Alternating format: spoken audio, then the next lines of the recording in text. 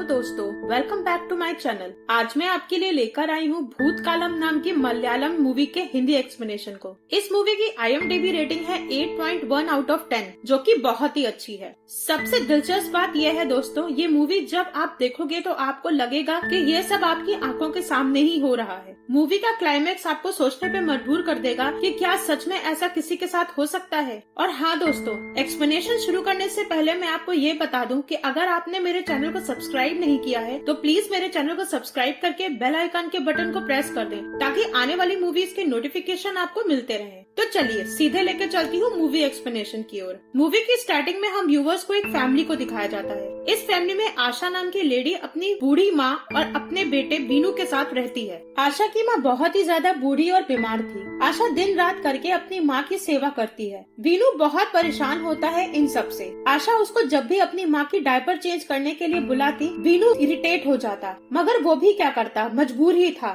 बीनू अपनी माँ से कहता कि क्या हम कोई होम नर्स अफोर्ड नहीं कर सकते, तो उसकी माँ नाराज हो जाती है। इस पर बीनू चुप हो जाता है। बीनू की नानी बोल नहीं सकती थी, मगर वो हर चीज ऑब्जर्व करती है कि मेरी वजह से मेरी बेटी और नाती कितना परेशान हो रहे हैं। रात को जब सब सो रहे होते हैं तो बीनू की नानी अपने रूम में बिस्तर पर लेटी बहुत परेशान होकर सोच रही होती है। अचानक से उसको ऐसा लगता है कि कमरे में कोई है। फिर सीन वहीं पर कट हो जाता है। नेक्स्ट डे हम व्यूवर्स को पता चलता है कि आशा की माँ इस दुनिया में नहीं रही। सब कुछ हो जाने के बाद आशा अपनी माँ के रूम में आती है और बहुत ज्यादा दुखी होकर फूट फूट के रोने लगती है। अब सीन वीनू की तरफ शिफ्ट होता है। वीनू आराम से डाइनिंग टेबल पर बैठ के खाना खा रहा था, मानो उसको इस बात का दुख ही नहीं हो कि उसकी नानी अब इस दुनिया में नहीं रही। इतने में वीनू की गर्लफ्रेंड का कॉल आता है, मगर वो अपनी गर्लफ्रेंड की कॉल को पिक नहीं करता, उसे काट देता है और खाना खाने लगता है। नेक्स्ट डे आशा लेडी डॉक्टर के पास जाती है और अब हम व्यूवर्स को ये भी पता चलता है कि आशा और उसकी फैमिली मेंबर्स को डिप्रेशन की बीमारी है, जो पीढ़ी दर पीढ़ी चलती रहती है। डॉक्टर आशा को सजेस्ट करती है कि मेडिसिन लेना कभी बंद मत करना,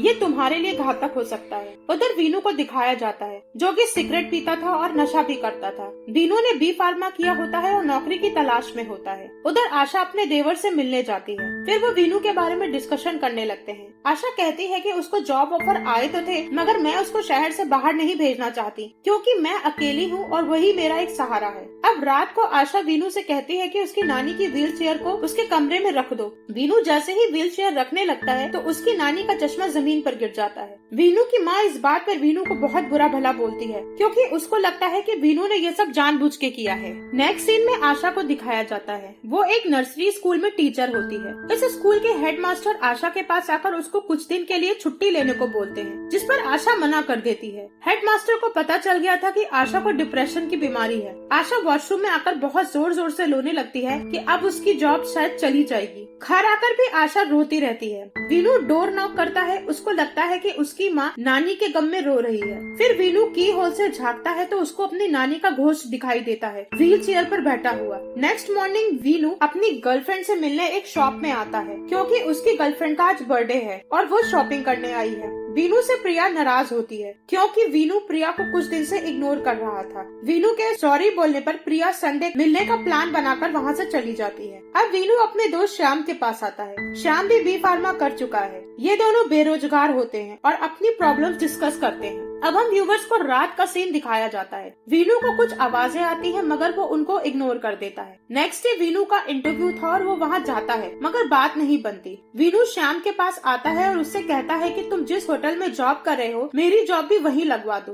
वीनू अब पूरी तरह से डिप्रेस्ड हो चुका था, क्योंकि जिस तरह की जॉब उसको चाहिए थी वो उसको मिल ही नहीं रही थी। रात को डिनर टेबल पर आशा वीनू से पूछती है कि मेरी जॉब अगर चली गई तो क्या होगा। वीनू कहता है कुछ नहीं, मैं श्याम के साथ होटल में जॉब कर लूंगा। इस पर आशा गुस्सा करती है कि रात दिन एक करके तुमको B फार्मा इसलिए नहीं कराया कि तुम होटल में जॉब करो। वीनू अपनी माँ से कहता है कि तुम मुझे नहीं समझ सकती, काश मेरे पापा आज जिंदा होते तो वो मुझे ज्यादा अच्छे से समझ पाते। ये बात आशा को बहुत बुरी लगती है और वो गुस्से से लाल हो जाती है और वीनू से कहती है कि तुम्हारे पापा की वजह से आज हमारी ये हालत है। हमें कर्ज में डालकर अपना तो परलोक सिधार गए, अभी भी मैं उनका कर्जा चुकाए जा रही हूँ। आशा फ्रस्ट्रेट होकर अपने कमरे में जाकर रोने लगती है। नेक्स्ट डे आशा अपने जॉब पर होती है, मगर वो पिछली रात की कही हुई बातों के बारे में सोच रही होती है। तभी एक छोटी बच्ची बैट लेकर आशा के पास आ जाती है। आशा तो अपने ख्यालों में होती है। वो बच्ची के हाथ से बैट लेती है, मगर वो बैट उस बच्ची की नाक में लग जाता है और उस बच्ची की नाक से खून निकलने लगता है। इस बात से नाराज होकर हेडमास्टर आशा को जॉब से निकाल देता है। अब हमको रात का सीन दिखाया जाता है। वीनू बेड पर लेटकर अपना मोबाइल चला रहा होता है। तभी उसके रूम का डोर अपने आप खुल जाता है। वीनू चेक करने के लिए जाता है। वीनू को किचन में कोई परछाई दिखाई देती है। वीनू जैसे लाइट ऑन करता है तो वहाँ पे देखता है कि कोई भी नहीं है। अब वो अपने रूम में वापस आता है तो देखता है कि उसका फोन टूटा पड़ा है। वो नाराज हो जाता है और उसको लगता है कि ये सब उसकी माँ ने किया है। सुबह वो गुस्से से अपनी माँ के पास आता है और उनके ऊपर चिल्लाते हुए उनके पर्स में से पैसे निकालकर वहाँ से चला जाता है। उसके बाद आशा अपने डॉक्टर से मिलने जाती है। उसकी डॉक्टर उसको नींद की गोली देती है और कहती है कि खुश रहने की कोशिश करो, वॉक पर जाओ और आइसक्रीम खाओ। आशा वही करती है। उधर वीनू अपनी गर्लफ्रेंड को घुमाने ले जाता है और वो दोनों साथ में समय बिताते हैं। अब वीनू रात को घर आ जाता है। आधी रात को फिर से वीनू को किचन से आवाज आने लगती है। वीनू को ऐसा लगता है कि शायद ये उसकी माँ होगी। वीनू चेक करने जाता है तो देखता है कि आशा गहरी नींद में है। अब वीनू को अपनी नानी के कमरे से व्हील चेयर खसकने की आवाज आती है। वीनू नानी के कमरे जाता है तो वहाँ पर व्हील चेयर अपनी जगह से दूर बेड के पास होती है। वीनू उस व्हील चेयर को उसकी प्लेस पर वापस रख देता है। तभी उसकी नानी का चश्मा अपने आप जमीन पर गिर जाता है। वीनू जैसे ही चश्मा उठाकर रखता है तो उस कमरे का डोर अचानक से बंद हो जाता है। वीनू की हालत खराब हो जाती है और वो देखता है कि वीनू की नानी की व्हील चेयर अपने आप फोल्ड हो गई है। अब वीनू पूरी तरह से डर जाता है। नेक्स्ट मॉर्निंग आशा को उसके देवर की कॉल आती है कि तुम जल्दी से यहाँ आ जाओ। वीनू यहाँ आया है और बहुत डरा हुआ है। आशा फौरन अपने देवर के घर जाती है। वो देखती है कि वीनू वहाँ पर सोया पड़ा है। अब आशा का देवर कहता है कि वीनू ने तुम्हारी माँ का भूत देखा। मुझे लगता है कि वीनू को कुछ प्रॉब्लम है, शायद तुम्हारी डिप्रेशन वाली प्रॉब्लम उसमें भी आ गई है। उसने एक आदमी को वीनू को काउंसलिंग के लिए बुला रखा है। अब यहाँ पर जॉर्ज नाम का आदमी की एंट्री होती है। वो वीनू के पास आता है और वीनू से क्वेश्चंस करने लगता है। वीनू को लगता है कि ये सब उसको पागल समझ रहे हैं और वो गुस्सा होकर जॉर्ज को भगा देता है। जॉर्ज वीनू के चाचा से कहता है कि वीनू किसी शॉक स्टेज में है। वो बहुत स्ट्रेस में है और उसकी नींद भी पूरी नहीं हुई है। हो सकता है कि उसको हेलुसिनेशंस हो रहे हो। वीनू शायद यही सब फेस कर रहा है। मैं दोबारा आकर उससे बात करूंगा।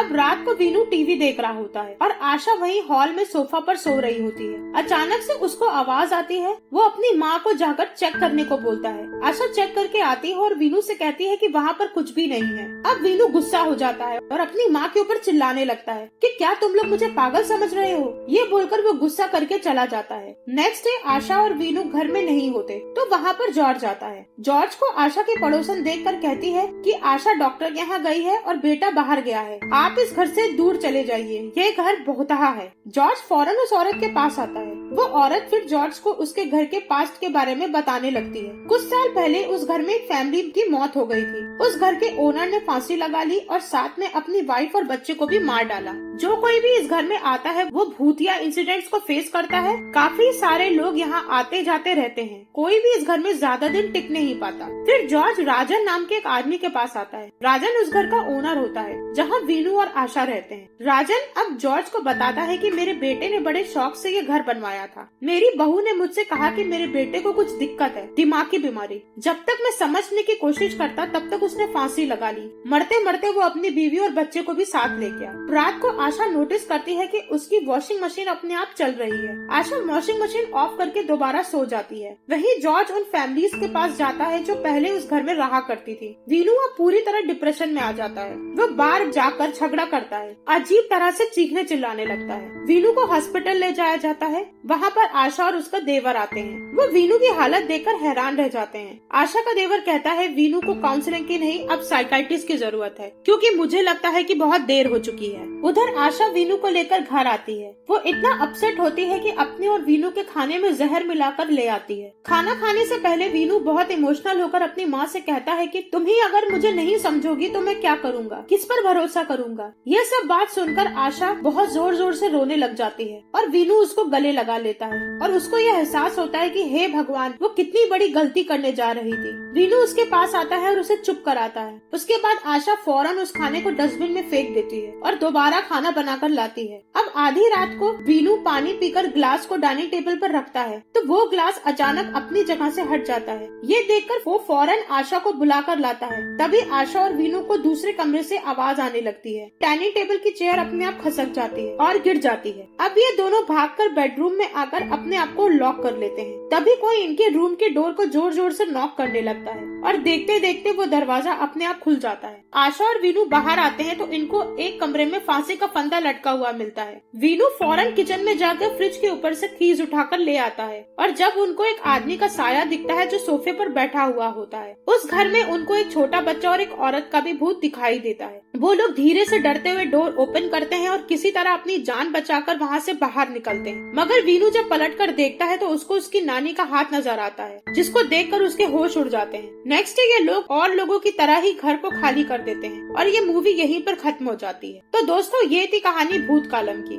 जिस घर में वीनू और आशा रहते थे वो घर हॉन्टेड था। इस घर में जो भी रहने आता था वो इतना डिप्रेस्ड हो जाता था कि या तो वो सुसाइड कर लेता था या वहाँ से भाग खड़ा होता था। समय रहते आशा को भी समझ में आ गया कि वो क्या करने जा रही थी, अपने आप को और अपने बेटे को मारने, क्योंकि ये सब वो घर ही था जो उनके अंदर नेगेटिव एनर्जी को भर रहा था। और जब आशा और वीनू नहीं मरे तो उस घर के भूत ने उनको इस कदर डराया कि वो लोग वहाँ से भाग खड़े हुए। इसीलिए कहते हैं कि कहीं रहने से पहले उस जगह के बारे में अच्छी तरह से जरूर जान लें। आपको स्टोरी कैसी लगी ये हमको जरूर बताइएगा। तब तक के लिए goodbye and thank you.